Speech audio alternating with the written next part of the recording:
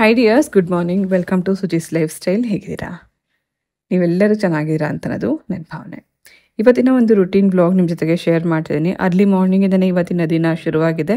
ಬೆಳಗ್ಗೆನೇ ಒಂದು healthy drink ready ಮಾಡ್ತೀನಿ, ಅದು ನಮ್ಮ ಮಿಲೆಟ್ ಮಿಕ್ಸ್ನ ಉಪಯೋಗಿಸ್ಕೊಂಡು. ರೀಸೆಂಟಾಗಿ ಒಂದು ದೊಡ್ಡದೊಂದು ಮಿಲೆಟ್ ಮಿಕ್ಸ್ ಆರ್ಡ್ರ್ ಬಂತು. ಅದು ಎಲ್ಲಿಗೆ ಹೋಗ್ತಿದೆ ಅಂತ ತಿಳ್ಕೊಂಡ್ಮೇಲೆ ನನಗಂತೂ ತುಂಬಾ ಖುಷಿ ಆಯಿತು. ಓಲ್ಡ್ ಏಜ್ ಹೋಮ್ಗೆ ತುಂಬ ಜನ ವಯಸ್ಸು ಆದವರು ಇರೋವಂಥ ಒಂದು ಓಲ್ಡ್ ಏಜ್ ಹೋಮಲ್ಲಿ ಬೆಳಗ್ಗೆ ಹೊತ್ತು ಇದನ್ನು ಅರ್ಲಿ ಮಾರ್ನಿಂಗಲ್ಲಿ ಅಂದರೆ ಬೆಳಗ್ಗೆ ಒಂದು ಹೆಲ್ದಿ ಡ್ರಿಂಕಾಗಿ ನಾವು ಅದನ್ನು ಸರ್ವ್ ಮಾಡ್ತೀವಿ ಅಂತ ಹೇಳಿ ಸುಮಾರು ಒಂದು 10-12 ಪ್ಯಾಕೆಟ್ ಅಷ್ಟು ಆರ್ಡ್ರ್ ಮಾಡಿ ತರಿಸ್ಕೊಂಡ್ರು. ಅದು ಕೇಳಿದ್ಮೇಲಂತೂ ನಂಗೆ ತುಂಬಾ ಖುಷಿ ಆಯಿತು. ಹಾಗೆ ಇವಾಗ ಧನುರ್ಮಾಸ ಶುರುವಾಗಿರೋದ್ರಿಂದ ಬೆಳಗ್ಗೆನೇ ಸ್ನಾನ ಪೂಜೆ ಎಲ್ಲ ಆದರೆ ಥರ ಮೈಂಡ್ ಫ್ರೆಶ್ ಅನಿಸುತ್ತೆ, ಆ್ಯಕ್ಟಿವ್ ಆಗಿರುತ್ತೆ ಬಾಡಿ. ಅದ್ರ ಜೊತೆಗೆ ಈ ಥರ ಮಿಲೆಟ್ ಮಿಕ್ಸ್ ಒಂದು ಗ್ಲಾಸ್ ಅಷ್ಟು ಕುಡಿದ್ರಂತೂ ಮತ್ತಷ್ಟು ಆ್ಯಕ್ಟಿವ್ ಆಗಿ ನಾವು ಕೆಲಸ ಮಾಡ್ಕೊಂಡು ಹೋಗ್ಬೋದು ಅನ್ನೋದಕ್ಕೆ ಇದೇ ಸಾಕ್ಷಿ. ಬೆಳಗ್ಗೆ ಒಂದು ಗ್ಲಾಸ್ ಕುಡಿತಿದ್ದಂಗೆ ಹೊಟ್ಟೆ ಫುಲ್ ಅನಿಸುತ್ತೆ. ಸ್ವಲ್ಪ ಲೇಟಾಗಿ ತಿಂಡಿ ತಿಂದರೂ ಏನೂ ತೊಂದರೆ ಇಲ್ಲ. ತುಂಬ ಜನಕ್ಕೆ ಇದು ಇಷ್ಟ ಆಗಿದೆ. ನಾವೆಲ್ಲೂ ಕೂಡ ಇದ್ರ ಬಗ್ಗೆ ಅಡ್ವರ್ಟೈಸ್ಮೆಂಟ್ ಮಾಡಿಲ್ಲ ಅಂದರೂ ಕೂಡ ತೊಗೊಂಡವರು ಇಷ್ಟ ಆಗಿ ಮತ್ತೊಬ್ರಿಗೂ ಹೇಳ್ತಾ ಇದ್ದಾರೆ, ಇದು ತುಂಬ ಚೆನ್ನಾಗಿದೆ, ನೀವು ತೊಗೊಳ್ಳಿ ಅಂತ. ಸೊ ಇಲ್ಲಿ ಒಂದು ಶುಗರ್ಲೆಸ್ ಮಾಡ್ತಿದ್ದೀನಿ, ಮತ್ತೊಂದಕ್ಕೆ ಬೆಲ್ಲ ಹಾಕ್ಕೊಂಡಿದ್ದೀನಿ. ನಾನು ಕುಡಿಯೋವಾಗ ಬೆಲ್ಲ ಹಾಕೋತೀನಿ. ಹಸ್ಬೆಂಡ್ಗೆ ಕೆಲವೊಮ್ಮೆ ಒಂದು ಸ್ವಲ್ಪ ಬೆಲ್ಲ ಹಾಕಿ ಕೊಡ್ತೀನಿ. ಇಲ್ಲ ಅಂತಂದರೆ ಹೀಗೇ ಸಪ್ಪೆನೂ ಕುಡಿಯೋಕ್ಕೆ ತುಂಬ ಚೆನ್ನಾಗಿರುತ್ತೆ, ಒಂದೊಳ್ಳೆ ಘಮ ಇರುತ್ತೆ. ಖಂಡಿತ ಟ್ರೈ ಮಾಡಿ. ಮಿಲೆಟ್ ಮಿಕ್ಸ್ನ ಅದೆಷ್ಟು ಜನ ಇಷ್ಟಪಟ್ಟು ಕುಡಿತಾ ಇದ್ದಾರೆ ಅಂತಂದರೆ ಒಂದು ಹೆಲ್ದಿ ಡ್ರಿಂಕ್ ಥರನೇ ಇರುತ್ತೆ. ಒಂದು ದಿನ ಕೂಡ ಮಿಸ್ ಮಾಡದೆ ನಾವು ತೊಗೋತೀವಿ ಅಂತ ಸುಮಾರು ಜನ ಹೇಳ್ತಿರ್ತಾರೆ. ಥ್ಯಾಂಕ್ ಯು ಸೋ ಮಚ್ ನಿಮ್ಮೆಲ್ಲರ ಸಪೋರ್ಟ್ಗೆ.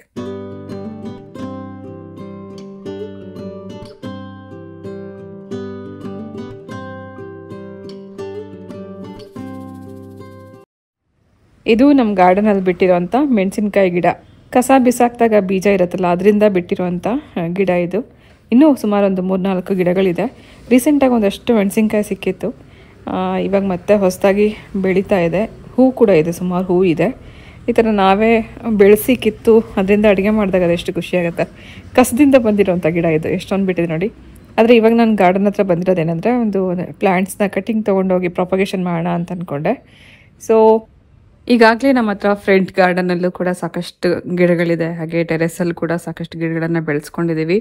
ಮನೆ ಒಳಗಡೆನೂ ಒಂದಷ್ಟು ಪ್ಲ್ಯಾಂಟ್ಸ್ ಇಡಬೇಕು, ಇಂಡೋರ್ ಪ್ಲ್ಯಾಂಟ್ಸ್ ಅಂತ ತುಂಬ ಆಸೆ ನನಗೆ. ಹಾಗಾಗಿ ಕಟ್ಟಿಂಗ್ಸಲ್ಲಿ ನಾನು ಒಂದಷ್ಟು ನೀರಲ್ಲಿ ಬೆಳೆಸ್ತಾ ಇದ್ದೀನಿ, ಮತ್ತೊಂದಷ್ಟನ್ನು ಮಣ್ಣಲ್ಲಿ ಹಾಕಿದ್ದೀನಿ. ಲಿಲ್ಲಿದು ಈ ಹೂ ಕಿತ್ಕೊಂಡ್ಬಂದು ನಾನು ಈ ನೀರಲ್ಲಿ ಹಾಕಿಟ್ಟು ಸುಮಾರು ಒಂದು 20 ದಿನ ಆಗಿದೆ. ಎಷ್ಟು ಚೆನ್ನಾಗಿದೆ ನೋಡಿ. ಅದು ಮೊಗ್ಗಾಗಿರುವಾಗಲೇ ನಾನು ಕಿತ್ಕೊಂಬಂದೆ, ಈಗಿನ್ನೂ ಹರಳೋಕ್ಕೆ ಶುರುವಾಗಿದೆ. ಸುಮಾರು ಈಗ ಒಂದು ಬಾಟಲಿ ಎಷ್ಟೊಂದು ಸಸಿ, ಒಂದು ಸಸಿ ಹಾಕಿದ್ರೆ ಅದ್ರ ಪಕ್ಕ ಅದೆಷ್ಟೊಂದು ಸಸಿಗಳು ಬರುತ್ತೆ. ಅದನ್ನೇ ಕಿತ್ತು ನಾವು ಮತ್ತೆ ಬೇರೆ ಪಾಟಲ್ಲಿ ಹಾಕ್ಬೋದು.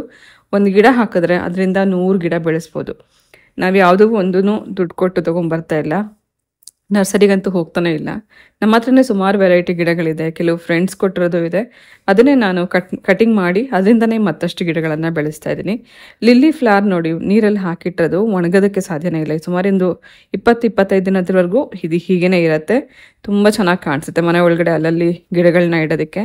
ಹಾಗಾಗಿ ಒಂದಷ್ಟು ಪ್ಲ್ಯಾಂಟ್ಸ್ನ ಕಟ್ ಮಾಡಿ ತೊಗೊಂಬಂದು ಹಾಕ್ತಾ ಇದ್ದೀನಿ. ಇದು ಕೂಡ ಲಿಲ್ಲಿ ಪ್ಲ್ಯಾಂಟ್ ಇದೆ, ತುಂಬ ಹಳೆ ಬೇರಿದು, ಗಡ್ಡೆ ರೀತಿನಲ್ಲಿ ಆಗ್ಬಿಟ್ಟಿದೆ. ಇದು ಕೂಡ ನೀರಲ್ಲೂ ಬೆಳೆಯುತ್ತೆ, ಮಣ್ಣಲ್ಲೂ ಬೆಳೆಯುತ್ತೆ. ನಾನೊಂದಷ್ಟು ಮಣ್ಣಲ್ಲೂ ಹಾಕಿದ್ದೀನಿ, ನಾನು ನಿಮಗೆ ತೋರಿಸ್ತೀನಿ. ಇನ್ನೊಂದಷ್ಟು ನಾನು ನೀರಲ್ಲಿ ಬೆಳೆಸೋಣ ಅಂತ ಕಿತ್ಕೊಂಡು ಬಂದಿದ್ದೀನಿ. ಸೊ ಲಿಲ್ಲಿ ಅಂತಂದರೆ ಅದು ಇಂಡೋರಲ್ಲಿ ಚೆನ್ನಾಗಿ ಬೆಳೆಯುತ್ತೆ. ಔಟ್ಡೋರಲ್ಲಿ ನಾವು ಶೇಡಲ್ಲಿ ಇಡಬೇಕು, ಅಂದರೆ ಸ್ವಲ್ಪ ನೆರಳಲ್ಲಿ ಇಡಬೇಕು. ಡೈರೆಕ್ಟ್ ಬಿಸಿಲಲ್ಲಿ ಇಟ್ಟರು ಕೂಡ ಇದು ಬೇಗ ಸುಟ್ಟೋದಂಗೆ ಆಗುತ್ತೆ, ಗಿಡ ಚೆನ್ನಾಗಿ ಬೆಳೆಯಲ್ಲ. ಸೊ ನಾನೊಂದು ದೊಡ್ಡದೊಂದು ಗಿಡದ ಕೆಳಗಡೆಗೆ ಹೊರಗಡೆ ಪಾಟಲ್ಲಿ ಇಟ್ಟಿದ್ದೀನಿ, ಅಂದರೆ ಪಾಮ್ ಟ್ರೀ ಕೆಳಗಡೆ ಇಟ್ಟಿದ್ದೆ. ತುಂಬ ಚೆನ್ನಾಗಿ ಅದರಲ್ಲಿ ಒಂದು ಸಸಿ ಹಾಕಿರೋದಕ್ಕೆ ಇವಾಗ ಒಂದು 10-12 ಸಸಿಗಳು ಪಕ್ಕ ಬೆಳ್ಕೊಂಡಿತ್ತು. ಅದರಲ್ಲೇ ಒಂದೊಂದನ್ನು ಕಿತ್ಕೊಂಡು ಬಂದು ನಾನು ಒಂದಷ್ಟನ್ನು ನೀರಲ್ಲಿ ಬೆಳೆಸ್ತಾ ಇದ್ದೀನಿ, ಮತ್ತೊಂದಷ್ಟನ್ನು ಮಣ್ಣಲ್ಲಿ ಹಾಕಿದ್ದೀನಿ. ನಿಮಗಲ್ಲಿ ಕಾಣಿಸ್ತಿದೆಯಲ್ಲ ವಿಂಡೋ ಸೀಟ್, ಅದನ್ನೇ ಇವಾಗ ಸದ್ಯಕ್ಕೆ ನಾನು ಬಾಲ್ಕನಿ ಮಾಡ್ಕೊಂಡಿದ್ದೀನಿ. ನಂಗೆ ತುಂಬ ಇಷ್ಟ. ಮನೆ ಒಳಗಡೆ ಕೂಡ ಸಾಕಷ್ಟು ಗಿಡಗಳನ್ನ ಬೆಳೆಸಬೇಕು ಅಂತ ಚಿಕ್ಕ ಗಿಡಗಳನ್ನ ಇಲ್ಲಿ ಹಾಕಿದ್ದೀನಿ. ನೀವು ನೋಡ್ತೀರಲ್ವಾ, ಒಂದಷ್ಟು ಮಣ್ಣಲ್ಲೂ ಇದೆ, ನೀರಲ್ಲೂ ಇದೆ. ಆಲ್ಮೋಸ್ಟ್ ಒಂದು 7-8 ವೆರೈಟಿ ಪ್ಲ್ಯಾಂಟ್ಸ್ ಇಲ್ಲಿದೆ. ನೀವು ನೋಡ್ತಿರೋ ಹಾಗೆ ಸ್ನೇಕ್ ಪ್ಲ್ಯಾಂಟ್ ಅದು 2 ವೆರೈಟಿದಿದೆ. ಹಾಗೆ ಲಿಲ್ಲಿ ಪ್ಲ್ಯಾಂಟ್ ನಾನು ಸ್ವಲ್ಪ ಮಣ್ಣಲ್ಲೂ ಹಾಕಿದ್ದೀನಿ, ಹಾಗೆ ನೀರಲ್ಲೂ ಬೆಳೆಸ್ತಾ ಇದ್ದೀನಿ. ಎಲ್ಲ ರೀತಿಯೂ ನಾನು ನೀರಲ್ಲೂ ಬೆಳೆಸ್ತಾ ಇದ್ದೀನಿ, ಮಣ್ಣಲ್ಲೂ ಹಾಕಿದ್ದೀನಿ. ಹಾಗೆ ಪುದೀನ ಸೊಪ್ಪು ತೊಗೊಂಬಂದಾಗ 2-3 ಕಡ್ಡಿ ಬೇರಿತ್ತು, ಅದನ್ನು ನೀರಲ್ಲಿ ಹಾಕಿಟ್ಟಿದ್ದೀನಿ. ಮನಿ ಪ್ಲ್ಯಾಂಟ್ ಅಂತೂ ಲೆಕ್ಕಕ್ಕಿಲ್ಲದಷ್ಟಿದೆ. ಸೊ ಈ ಥರ ಎಲ್ಲ ರೀತಿ ಪ್ಲ್ಯಾಂಟ್ಸ್ನು ಮಣ್ಣಲ್ಲೂ ಬೆಳೆಸ್ಬೋದು, ನೀರಲ್ಲೂ ಬೆಳೆಸ್ಬೋದು ಅಂತ ಅದಕ್ಕೆ ಇದೊಂದು ಎಕ್ಸಾಂಪಲ್. ಇದ್ರ ಗ್ರೋತ್ ಕೂಡ ನಾನು ನಿಮಗೆ ಮುಂದೆ ತೋರಿಸ್ತಾ ಹೋಗ್ತೀನಿ, ಎಷ್ಟು ಚೆನ್ನಾಗಿ ನೀರಲ್ಲೂ ಕೂಡ ಇದು ಬೆಳೆಯುತ್ತೆ ಅಂತ. ಎಲ್ಲ ವೇಸ್ಟ್ ಬಾಟಲ್ಸ್ ಏನಿರುತ್ತೆ ಅಂಥದನ್ನು ಉಪಯೋಗಿಸ್ಕೊಂಡು ಇಲ್ಲಿ ಪ್ಲ್ಯಾಂಟ್ಸ್ ಹಾಕಿದ್ದೀನಿ. ತುಂಬ ಖುಷಿಯಾಗುತ್ತೆ ಈ ಥರ ಎದ್ದ ತಕ್ಷಣ ನೋಡಲಿಕ್ಕೆ. ನನಗಂತೂ ಈ ಕಡೆಗೆ ವಿಂಡೋ ಹತ್ರ ಕೂತ್ಕೊಳ್ಳೋಕ್ಕೆ ಬೇಜಾರಾಗುತ್ತೆ, ಒಂದು ಸೌಂಡ್, ವೆಹಿಕಲ್ ಸೌಂಡ್ ಇರೋದ್ರಿಂದ. ಹಾಗೆ ಈ ಥರ ಪ್ಲ್ಯಾಂಟ್ಸ್ ಬೆಳೆಸಿದಾಗ ಮನೆ ಒಳಗಡೆ ಇರೋವಂಥ ಅಟ್ಮಾಸ್ಫಿಯರ್ ಕೂಡ ತುಂಬ ಚೆನ್ನಾಗಿರುತ್ತೆ. ಜೊತೆಗೆ ಏರ್ ಪಲ್ಯೂಷನ್ನ ಕಮ್ಮಿ ಮಾಡುತ್ತೆ. ಅಂದರೆ ಮನೆ ಒಳಗಡೆ ಯಾವುದೇ ಕಾರಣಕ್ಕೂ ಪಲ್ಯೂಷನ್ ಆಗದಲ್ಲೇ ಇರೋ ಹಾಗೆ ಈ ಗಿಡಗಳು ನಮಗೆ ಒಳ್ಳೆ ಗಾಳಿ ಕೊಡುತ್ತೆ. ಯಾಕೆ ಅಂತ ಗೊತ್ತಿಲ್ಲ, ಒಮ್ಮೊಮ್ಮೆ ಮೂಡ್ ಸ್ವಿಂಗ್ ಆಗುತ್ತಲ್ಲ, ಆ ರೀತಿ ನನಗೆ ಈ ಥರದ ಇಂಟ್ರೆಸ್ಟ್ ಕೂಡ ಕೆಲವೊಮ್ಮೆ ಬದಲಾಗ್ತಾ ಹೋಗುತ್ತೆ. ಇತ್ತೀಚೆಗೆ ಸ್ವಲ್ಪ ಗಾರ್ಡನಿಂಗ್ ಬಗ್ಗೆ ಇಂಟ್ರೆಸ್ಟ್ ಜಾಸ್ತಿ ಆಗಿರೋದ್ರಿಂದ ಸ್ವಲ್ಪ ಗಿಡಗಳ ಬಗ್ಗೆನೂ ಗಮನ ಕೊಡ್ತಾ ಇದ್ದೆ. ಎನಿವೇಸ್, ಇದೊಂದು ಸೈಡ್ ಡಿಶ್ ರೆಸಿಪಿ ಮಾಡ್ತಾಯಿದ್ದೀನಿ, ದಿಢೀರಾಗಿ ಮಾಡುವಂಥ ರೆಸಿಪಿ, ಏನೂ ಹಾಕ್ತೆ ಮಾಡುವಂಥ ರೆಸಿಪಿ. ಅದು ಹೇಗೆ ಅಂತಂದರೆ, ಮೊದಲು 1-2 ಸ್ಪೂನಷ್ಟು ಎಣ್ಣೆಯಲ್ಲಿ ಈರುಳ್ಳಿ ಹುರ್ಕೊಂಡಿದ್ದೀನಿ. ಈರುಳ್ಳಿ ಹುರ್ಕೊಂಡ ನಂತರ ಇದಕ್ಕೊಂದು ಕ್ಯಾಪ್ಸಿಕಮ್ ಕಟ್ ಮಾಡಿ ಹಾಕಿ ಸ್ವಲ್ಪ ಚೆನ್ನಾಗಿ ಹುರ್ಕೋಬೇಕು.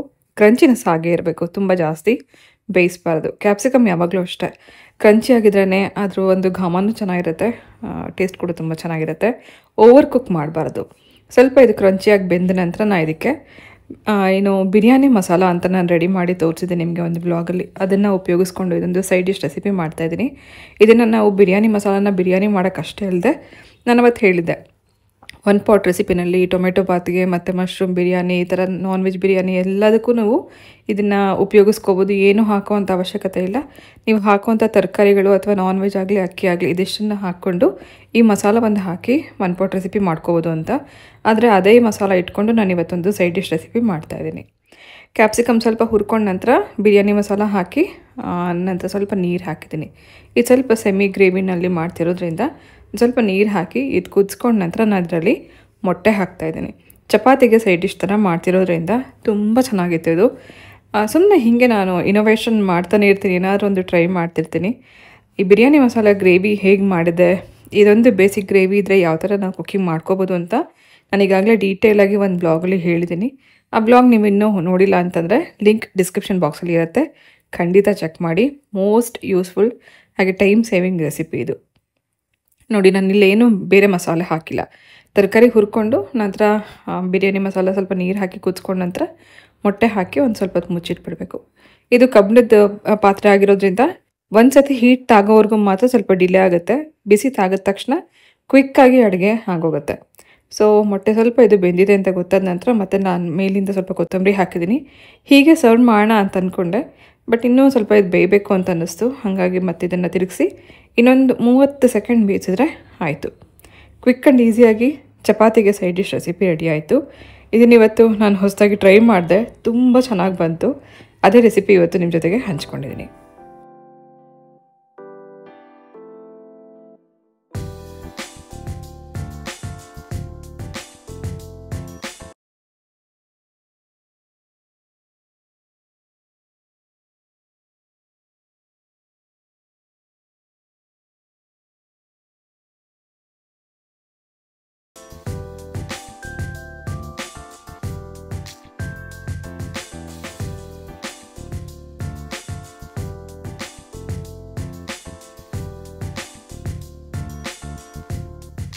ನೈಸ್, ಚೆನ್ನಾಗಿದೆ. ಇದು ಫಸ್ಟ್ ಟೈಮ್ ಇಲ್ಲಿ ಹೋಗಿರೋದಲ್ವ ಇವಾಗ? ಹಾಂ. ನೆಕ್ಸ್ಟ್ ಇವಾಗ ಹಾಂ, ಓಕೆ. ಲಾಸ್ಟ್ ಇಯರ್ ಡಿಸೆಂಬರಲ್ಲಿ ಪ್ರಿಯಾ ಹಾಲಿಡೇ ಇದ್ದಾಗ ಇಂಡಿಯಾಗೆ ಬಂದಿದ್ಲು. ಈ ಸರ್ತಿ ಡಿಸೆಂಬರಲ್ಲಿ ಅಲ್ಲೇ ಎಲ್ಲರೂ ಟ್ರಿಪ್ ಹೋಗೋಣ ಅಂತ ಅಂದ್ಕೊಂಡು ಪ್ಲ್ಯಾನ್ ಮಾಡಿ ಅವಳು ಮತ್ತು ಅವಳ ಫ್ರೆಂಡ್ ಇಬ್ಬರು ಕೂಡ ಫಸ್ಟೇ ಬುಕ್ ಮಾಡ್ಕೊಂಡಿದ್ರು. ಈಗ ಪ್ರಿಯಾ ಹೋಗಿರೋದು ಇಟಲಿನಲ್ಲಿರೋಂಥ ರೋಮಲ್ಲಿ ಇವಾಗ ಅವರು ಟ್ರಿಪ್ ಮಾಡ್ತಿದ್ದಾರೆ. ಅಲ್ಲಿರೋಂಥ ಜಾಗಗಳನ್ನ ವಿಸಿಟ್ ಮಾಡಿ ಅಲ್ಲಿಂದ ವೀಡಿಯೋ ಕಾಲ್ ಮಾಡಿ ತೋರಿಸ್ತಿರ್ತಾರೆ, ಇದು ನೋಡಿ ಅಮ್ಮ ಹೀಗಿದೆ ಅಂತ. ಖುಷಿ ಆಗುತ್ತೆ. ಅವಳ ಸಂಪಾದನೆಯಿಂದನೇ ಅವಳು ಇಂಟರ್ನ್ಯಾಷನಲ್ ಟ್ರಿಪ್ ಮಾಡ್ತಿರೋದು ನನಗಂತೂ ಹೆಮ್ಮೆ ವಿಷಯ. ಒಂದು ಸರ್ತಿ ಇಂಡಿಯಾಗೆ ವಾಪಸ್ ಬಂದರೆ ಮತ್ತೆ ಇಲ್ಲಿಂದ ವೀಸಾ ಮಾಡಿಸ್ಕೊಂಡೆಲ್ಲ ಹೋಗೋದಕ್ಕೆ ಸಾಕಷ್ಟು ಖರ್ಚಾಗತ್ತೆ.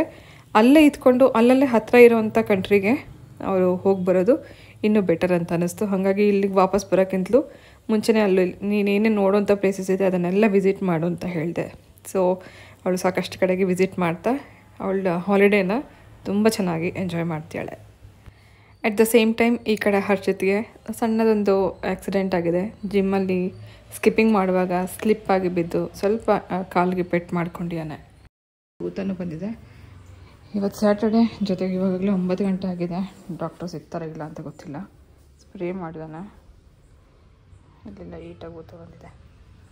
ಇದು ಎಷ್ಟು ಸಿವಿಯರ್ ಆಯಿತು ಅಂದರೆ ಮತ್ತೆ ಹರ್ಷಿತ್ಗೆ ಎದ್ದು ನಿಂತ್ಕೊಂಡು ನಡೆಯೋಕ್ಕೆ ಆಗ್ತಿರ್ಲಿಲ್ಲ. ತುಂಬ ಊದ್ಕೊಂಡ್ಬಿಡ್ತು. ನೆಕ್ಸ್ಟ್ ಡೇ ಬೆಳಗ್ಗೆ ಅಷ್ಟರಲ್ಲಿ ರಾತ್ರಿ ಡಾಕ್ಟರ್ ಸಿಗಲ್ಲ ಅಂತ ನಾವು ಸುಮ್ಮನೆ ಆಗಿಬಿಟ್ವಿ. ಸ್ಪ್ರೇ ಮಾಡಿ ಕ್ರೇಪ್ ಬ್ಯಾಂಡೇಜ್ ಎಲ್ಲ ಹಾಕಿ ನೆಕ್ಸ್ಟ್ ಡೇ ಅವನಿಗೆ ನಿಲ್ಲಕ್ಕೂ ಆಗ್ತಿಲ್ಲ. ಕಾಲು ದಪ್ಪ ಊದ್ಕೊಂಡಿತ್ತು. ಇದಕ್ಕೋಸ್ಕರ ಇವಾಗ ಒಂದು 10 ಸೆಷನ್ ಟ್ರೀಟ್ಮೆಂಟ್ ನಡೀತಾ ಇದೆ. ಒಂದು ಕಡೆ ಖುಷಿ ಪಡಬೇಕಾ, ಇನ್ನೊಂದು ಕಡೆ ಬೇಜಾರಾಗಬೇಕಾ ಅದೇ ಗೊತ್ತಾಗ್ತಿಲ್ಲ. ಒಬ್ಬ ಮಗಳು ಆರಾಮಾಗಿ ಟ್ರಿಪ್ ಮಾಡ್ತಿಡೋದೊಂದು ಖುಷಿ ಇದೆ. ಈ ಕಡೆ ಹರ್ಷಿತ್ಗೆ ಈ ಥರ ಆಗಿರೋದು ಸ್ವಲ್ಪ ಬೇಜಾರಿದೆ. ಎನಿವೇಸ್ ಇವಾಗೊಂದು ಲಂಚ್ ರೆಸಿಪಿ ನೋಡ್ಕೊಂಬರೋಣ. ಕುಕ್ಕರಲ್ಲಿ ನಾನು ಒಂದು ಬೌಲಲ್ಲಿ ಅನ್ನಕ್ಕೆ ಇಟ್ಟಿದ್ದೀನಿ, ಇನ್ನೊಂದು ಬೌಲಲ್ಲಿ ಕಡಲೆಕಾಳು ನೆನೆಸಿಟ್ಟಿರೋದನ್ನು ಸಾಂಬಾರು ಮಾಡಲಿಕ್ಕೆ ಬೇಯಿಸೋದಕ್ಕೆ ಇಡ್ತಾಯಿದ್ದೀನಿ. ಇದು ಕೂಡ ತುಂಬ ಟೈಮ್ ಸೇವ್ ಆಗೋ ರೀತಿಯಲ್ಲಿ ನಾವು ಒಂದೇ ಕುಕ್ಕರಲ್ಲಿ 2-3 ರೆಸಿಪಿ ಮಾಡ್ಕೋಬೋದು. ಅಂದರೆ 2-3 ಬೌಲ್ ಇಟ್ಕೊಂಡು ತರಕಾರಿ, ಅಕ್ಕಿ, ಬೇಳೆ ಈ ಥರದ್ದೆಲ್ಲ ಒಟ್ಟೊಟ್ಟಿಗೆ ಬೇಯಿಸ್ಕೋಬೋದು. ನೀರು ಉಪ್ಪು ಹಾಕಿ ಇದನ್ನು 3 ವಿಸಿಲ್ ಕೂಗಿಸ್ಕೊಂಡಿದ್ದೀನಿ. 3 ವಿಸಿಲಲ್ಲಿ ಕೆಳಗಡೆ ಬೌಲಲ್ಲಿ ಅನ್ನನೂ ಆಗಿದೆ, ಮೇಲ್ಗಡೆ ಕಾಳು ಕೂಡ ಬೆಂದಿದೆ. ಇದರಿಂದ ಬಸ್ಸಾರು ಮಾಡ್ತಾಯಿದ್ದೀನಿ. ಕಡಲೆಕಾಳಿಂದ ಬಸ್ಸಾರು ತುಂಬ ಚೆನ್ನಾಗಾಗುತ್ತೆ. ಇದನ್ನು ಬೇಯಿಸಿರೋದನ್ನ ಕಾಳನ್ನು ಬಸ್ದು ಸಪ್ರೇಟ್ ಮಾಡಿ ಇಟ್ಕೊಳ್ಳೋಣ. ಕಾಳು ಸಪ್ರೇಟ್, ನೀರು ಸಪ್ರೇಟ್ ಮಾಡಿ ಇಟ್ಕೊಂಡು ನಂತರ ಇದಕ್ಕೆ ಖಾರ ಎಲ್ಲ ರುಬ್ಬಿ ಬಸ್ಸಾರು ಮಾಡಿಕೊಂಡು ಈ ಕಾಳಿಂದ ಒಗ್ಗರಣೆ ಮಾಡಿಕೊಂಡ್ರೆ ಈ ಚಳಿಗೆ ಒಳ್ಳೆ ರುಚಿಯಾಗಿರುವಂಥ ಬಸ್ಸಾರು ರೆಡಿಯಾಗುತ್ತೆ.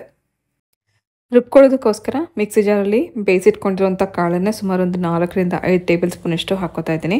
ನಾವು ಯಾವುದೇ ಬಸ್ಸಾರು ಮಾಡಬೇಕಾದ್ರೂ ನಾವು ಬೇಯಿಸಿರೋಂಥ ಸೊಪ್ಪು ಕಾಳನ್ನು ಸ್ವಲ್ಪ ಹಾಕ್ಕೊಂಡು ರುಬ್ಕೊಂಡ್ರೆ ಸಾಂಬಾರು ಗಟ್ಟಿ ಬರುತ್ತೆ. ಆನಂತರ 1 ಬೆಳ್ಳುಳ್ಳಿ, ಹಸಿ ಬೆಳ್ಳುಳ್ಳಿ, 1 ಇಂಚಷ್ಟು ಹುಣಸೆ ಹಣ್ಣು, ಸ್ವಲ್ಪ ಕೊತ್ತಂಬರಿ ಸೊಪ್ಪು, ಖಾರಕ್ಕೆ ಅಚ್ಕಾರದ ಪುಡಿ ಹಾಕ್ತಾಯಿದ್ದೀನಿ ಅಥವಾ ಒಣಮೆಣಸಿನ್ಕಾಯಿನ ಹುರಿದುಬಿಟ್ಟು ಹಾಕೋಬೋದು. ನಂತರ ಸ್ವಲ್ಪ ಅರಿಶಿನ, 1 ಹಸಿ ಈರುಳ್ಳಿ ಹಾಕ್ತಾಯಿದ್ದೀನಿ. ಹಸಿ ಬೆಳ್ಳುಳ್ಳಿ, ಹಸಿ ಈರುಳ್ಳಿ ಅಂತ ಯಾಕೆ ಹೇಳಿದೆ ಅಂದರೆ 1 ಈರುಳ್ಳಿ 1 ಬೆಳ್ಳುಳ್ಳಿಯನ್ನು ಡೈರೆಕ್ಟಾಗಿ ಹಾಗೆ ಹಾಕ್ಕೋಬೇಕು. ಇನ್ನೊಂದು ಈರುಳ್ಳಿ, ಇನ್ನೊಂದು ಬೆಳ್ಳುಳ್ಳಿ ಅಂದರೆ 1 ಗಡ್ಡೆಯಷ್ಟು ಬೆಳ್ಳುಳ್ಳಿಯನ್ನು ಹುರ್ಕೋಬೇಕು. ಆನಂತರ ಇದ್ರ ಜೊತೆಗೆ 1 ಸ್ಪೂನಷ್ಟು ಜೀರಿಗೆನೂ ಹಾಕಿ ಹುರ್ಕೋತಾ ಇದ್ದೀನಿ. ಅಥವಾ ನಾವು ಸುಟ್ಟುಬಿಟ್ಟು ಕೂಡ ಇದನ್ನು ರುಬ್ಕೊಳ್ಳೋದಕ್ಕೆ ಹಾಕ್ಬೋದು. ನಾನು ಇದೇ ಥರ ಹಾಕ್ತೀನಿ. ಯೂಶಲಿ ಇದನ್ನು ಹುರ್ಕೋತೀನಿ, ಎಣ್ಣೆ ಎಲ್ಲ ಏನೂ ಹಾಕ್ತೆ ಡ್ರೈ ಆಗಿ ಹುರಿದ್ಬಿಟ್ಟು ನಂತರ ರುಬ್ಕೋತೀನಿ. ರುಬ್ಬೋವಾಗ ನಾವು ಬೇರೆ ನೀರು ಹಾಕ್ಕೊಳ್ದೆ ಕಾಳು ಬೇಯಿಸಿರೋ ನೀರನ್ನೇ ಹಾಕಿ ರುಬ್ಬಿ ರೆಡಿ ಮಾಡಿಕೊಂಡ್ರೆ ಖಾರ ರೆಡಿ ಆಯಿತು. ಮೊದಲು ಇಲ್ಲಿ ಕಾಳಿಗೆ ಒಗ್ಗರಣೆ ಮಾಡ್ಕೊಂಬೇಡ. ಮಾಮೂಲಿ ನಾವು ಉಸ್ಲಿ ಮಾಡ್ತೀವಲ್ಲ ಅದೇ ರೀತಿಯೇ ಇರುತ್ತೆ.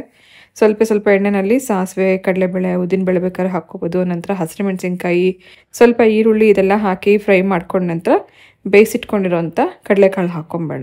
ಯಾವುದೇ ರೀತಿ ಬಸ್ಸಾರು ಮಾಡಬೇಕಾದ್ರೂ ಇದೇ ಥರ ಮಾಡ್ಕೋಬೋದು. ಪಲ್ಯ ಮಾಡಿಕೊಂಡು ನಂತರ ಬೇಯಿಸಿಟ್ಟಿರುವಂಥ ಏನು ನೀರನ್ನೇ ಸಾಂಬಾರು ಮಾಡ್ಕೋಬೋದು. ತುಂಬ ರುಚಿಯಾಗುತ್ತೆ. ಈರುಳ್ಳಿ ಸ್ವಲ್ಪ ಹುರ್ಕೊಂಡು ನಂತರ ಕಡಲೆಕಾಳು ಬೇಯಿಸಿಟ್ಕೊಂಡಿರೋದನ್ನು ಹಾಕಿ ಲಾಸ್ಟಲ್ಲಿ ಸ್ವಲ್ಪ ಫ್ರೆಶ್ ಆಗಿ ತುರಿದಿರುವಂಥ ತೆಂಗಿನಕಾಯಿ ತುರಿ, ಕಟ್ ಮಾಡಿರೋ ಕೊತ್ತಂಬರಿ ಹಾಕಿ ಮಿಕ್ಸ್ ಮಾಡಿ ಸ್ಟವ್ ಆಫ್ ಮಾಡಿದ್ರೆ ಪಲ್ಯ ರೆಡಿ ಆಯಿತು. ಅಂದರೆ ಉಸ್ಲಿ ಥರನೇ ಮಾಡಿಕೊಂಡು ಇದನ್ನು ಊಟಕ್ಕೆ ನೆಂಚ್ಕೋಬೋದು. ಇದಾದ ನಂತರ ಸಾಂಬಾರಿಗೆ ಒಗ್ಗರಣೆ ಮಾಡ್ತಾಯಿದ್ದೀನಿ. ಬಸ್ಸಾರು ಒಗ್ಗರಣೆಗೆ ಬೆಳ್ಳುಳ್ಳಿ ಒಗ್ಗರಣೆ ಹಾಕ್ಕೊಂಡ್ರೆ ಚೆನ್ನಾಗಿರುತ್ತೆ. ಸ್ವಲ್ಪ ಎಣ್ಣೆಯಲ್ಲಿ ಸಾಸಿವೆ, ಬೆಳ್ಳುಳ್ಳಿ, ಈರುಳ್ಳಿ ಹಾಕಿ ಫ್ರೈ ಮಾಡ್ಕೋಬೇಕು. ಈರುಳ್ಳಿ ಕೆಂಪಗಾಗೋವರೆಗೂ ಹುರ್ಕೊಂಡ ನಂತರ ನಾವು ಇದಕ್ಕೆ ರುಬ್ಬಿಟ್ಕೊಂಡಿರೋಂಥ ಖಾರ ಹಾಕಿ ಕುದಿಸ್ಕೊಳ್ಳೋಣ. ಈ ಬಸ್ಸಾರು ನೀವು ಬರೀ ಕಡಲೆಕಾಳಿಂದ ಅಷ್ಟೇ ಅಲ್ಲದೆ ಈಗ ಅವರೆಕಾಳು ಸೀಸನಲ್ಲ, ಹಸಿ ಅವರೆಕಾಳನ್ನ ಉಪಯೋಗಿಸ್ಕೊಂಡು ಕೂಡ ಮಾಡ್ಬೋದು. ಉಪ್ಸಾರು, ಬಸ್ಸಾರು ಇದೆಲ್ಲ ಅವರೆಕಾಳಿಂದನೂ ಕೂಡ ತುಂಬ ಚೆನ್ನಾಗುತ್ತೆ. ಹಾಗೆ ಇದು ಕುದಿಸ್ಕೊಳ್ಳುವಾಗ ನಮಗೆ ನೀರು ಬೇಕು ಅಂದರೆ ಇದೇ ಕಾಳು ನೀರನ್ನೇ ಉಪಯೋಗಿಸ್ಕೊಂಡ್ರೆ ಕಾಳಿನ ರಸ ಆಗಲಿ ಅಥವಾ ನಾವೇನೇ ಸೊಪ್ಪು ಕಾಳು ಬೇಯಿಸ್ಕೊಂಡಿರಲಿ ಅದರ ರಸ ಎಲ್ಲ ನೀರಲ್ಲಿ ಹಿಡ್ದೇ ಇರುತ್ತಲ್ಲ, ಅದನ್ನು ವೇಸ್ಟ್ ಮಾಡದೆ ನೀವು ಈ ಥರ ಸಾಂಬಾರಿಗೆ ಉಪಯೋಗಿಸ್ಕೊಳ್ಳೋದ್ರಿಂದ ಸಾಂಬಾರು ಟೇಸ್ಟ್ ಇನ್ನೂ ಚೆನ್ನಾಗಾಗುತ್ತೆ. ಸೊ ನಾನು ತೆಗೆದಿಟ್ಕೊಂಡಿರೋಂಥ ಕಾಳು ನೀರನ್ನು ಪೂರ್ತಿಯಾಗಿ ಇದಕ್ಕೆ ಹಾಕಿದ್ದೀನಿ. ನಂತರ ನಾವು ಟೇಸ್ಟ್ ಚೆಕ್ ಮಾಡ್ಕೋಬೋದು. ಉಪ್ಪು ಖಾರ ಏನಾದ್ರು ಕಡಿಮೆ ಇದ್ದರೆ ಈ ಟೈಮಲ್ಲಿ ಹಾಕಿ ಒಂದು 2 ನಿಮಿಷ ಕುದಿಸ್ಕೊಂಡ್ರೆ ಸಾಕು. ತುಂಬ ಜಾಸ್ತಿ ಇದನ್ನು ಕುದಿಸೋಕೆ ಹೋಗಬಾರ್ದು. ಕೊತ್ತಂಬರಿ ಸೊಪ್ಪು ಹಾಕಿ ಸ್ಟವ್ ಆಫ್ ಮಾಡಿದ್ದೀನಿ. ಇದಕ್ಕೆ ಬಿಸಿ ಮುದ್ದೆ ಮಾಡ್ಕೊಂಡು ತಿಂತಾಯಿದ್ರೆ ಅದೆಷ್ಟು ಚೆನ್ನಾಗಿರುತ್ತೆ. ಬಸ್ಸಾರು ಯೂಶ್ವಲಿ ಯಾವುದೇ ತರಕಾರಿಯನ್ನು ಉಪಯೋಗಿಸ್ಕೊಂಡು ಮಾಡಲಿ ರುಚಿ ಅಷ್ಟೇ ಚೆನ್ನಾಗಿರುತ್ತೆ. ಈಗ ಸಿಗೋವಂಥ ಹಸಿ ಅವರೆಕಾಳಿಂದ ಕೂಡ ನೀವು ಇದೇ ರೀತಿ ಮಾಡ್ಕೋಬೋದು. ಸದ್ಯಕ್ಕೆ ನಾನು ಇವಾಗ ಅನ್ನದ ಜೊತೆಗೆ ಸರ್ವ್ ಮಾಡ್ತಿದ್ದೀನಿ. ಬಿಸಿ ಮುದ್ದೆ ಕೂಡ ನಾನು ಮಾಡಿದೆ, ಆದರೆ ಅದನ್ನು ಶೂಟ್ ಮಾಡೋ ಅಷ್ಟರಲ್ಲಿ ಟೈಮ್ ಆಗುತ್ತೆ ಅನ್ನೋಕ್ಕೋಸ್ಕರ ಇದನ್ನು ಹೀಗೇ ಸರ್ವ್ ಮಾಡಿ ನಿಮಗೆ ಶೇರ್ ಮಾಡಿದ್ವಿ. ಖಂಡಿತ ಟ್ರೈ ಮಾಡಿ, ಮಾಡಿದ್ಮೇಲೆ ಹೇಗಿತ್ತು ಅಂತ ಕಮೆಂಟ್ ಮಾಡಿ.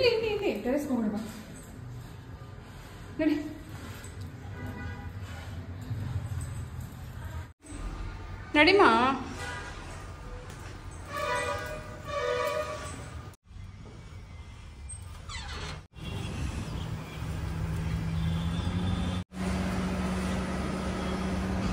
ಬಂದಿದೆ. ಏನಕ್ಕೆ ಅಂದರೆ ಇದು ನೋಡೋಕ್ಕೆ. ನೋಡಿ ಇಲ್ಲಿ ಮನೆ ಮುಂದೆ ಟಾರ್ ಹಾಕ್ತಿದ್ದಾರೆ.